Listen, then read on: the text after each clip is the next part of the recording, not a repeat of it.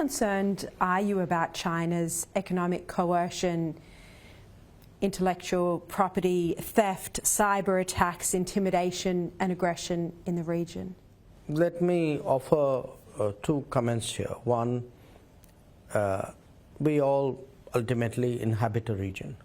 It's important we get along. I think everybody, and I'm not picking on any particular country here, I think everybody should observe the laws, the rules, the norms, because that's how countries get along with each other.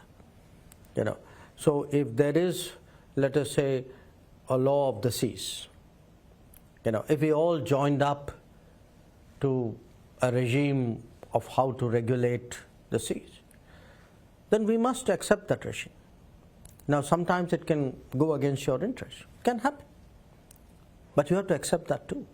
I mean, we've had, for example, important maritime disputes with some of our neighbors, with Bangladesh, for example. And not everything went our way, but yet we accepted it. So it could be, you know, the rules and norms. It could be also a sense today in a globalized world that if I'm dependent on you, if you have a big market share in my country, it's important that economics and trade remain what they are.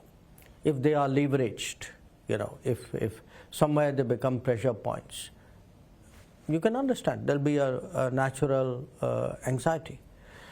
So I think today, you know, there's a simple proposition, as much for nations as for individuals.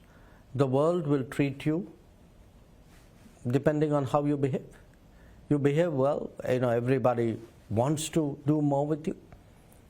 If you are seen anywhere as a risky proposition, if people get anxious, people start to hedge. Countries start to hedge. Australia, you know, was under our former Prime Minister Scott Morrison. He simply called for an inquiry into the origins of COVID-19, a perfectly reasonable thing to suggest given there was a global pandemic that was killing millions of people. And yet, in response, in retaliation, China put these extreme trade tariffs on Australia. I mean, that's not being a responsible citizen in our global community, is it? Well, you know, again, I reiterate my point to you. In a globalized world, I mean, what do we all want, okay? We would like to give our citizens the best quality of life at the most reasonable prices, which is why we do a lot of international trade, we allow investments, we use other people's technology, other people's products, services. But the moment you start worrying that can this become a point of pressure? Can this be taken out of that economic domain and taken into some other domain? I think then you start to question the whole logic of this kind of supply chain and globalization. And what we have seen in the last few years is actually that worry. I mean, we came back, I mean, let me go back to the starting point of this interview when you spoke about the American election. I mean, today if, you know, President Donald Trump feels that, look, the US should have more national capacities, you know, why is US needs to be careful or prudent about, you know, what it is getting from outside. There are experiences which have shaped it, you know. These experiences can be employment experiences where people feel unfair competition has eaten up their jobs. Or it could be national security complications. You don't want exposure in areas like, say, telecom, which is a worry.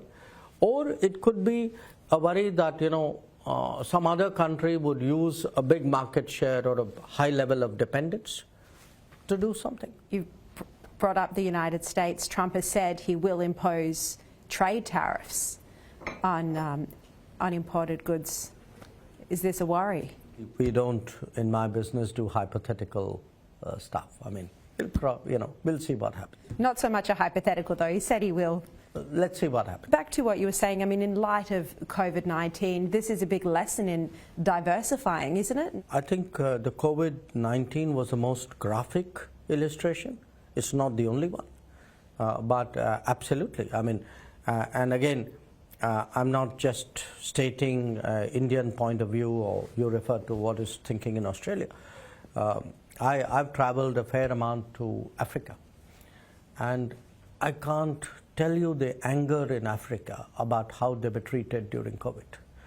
That, you know, the fact that they were the last, in a way, in the queue to get vaccines, that there were travel issues which came about, and their dependence was very starkly, you know, in a way exposed. Yeah. So today, across the world, I think countries and regions are trying to build local capacities. They are looking, you know, we would talk in terms of just in time. We would talk in terms of lowest cost. I think people are today understanding that those are not the only factors. Yeah. You know, we speak about food security. You'd rather pay more and be assured of food. Health security. You'd rather produce at home, or, you know, from a trusted partner, and, you know, even if it means paying more, then rely on the cheapest partner who may let you down. Who's unreliable. Yeah, who's unreliable. Yeah. So I would actually put it to you, you know, don't just think about it as an outcome of an American political happening. I put it to you that the world is actually headed for a reworking of supply chains, for a much greater kind of emphasis on trusted partners, for much greater sensitivity on anything digital, for a much stronger focus on all the implications of anything technology driven.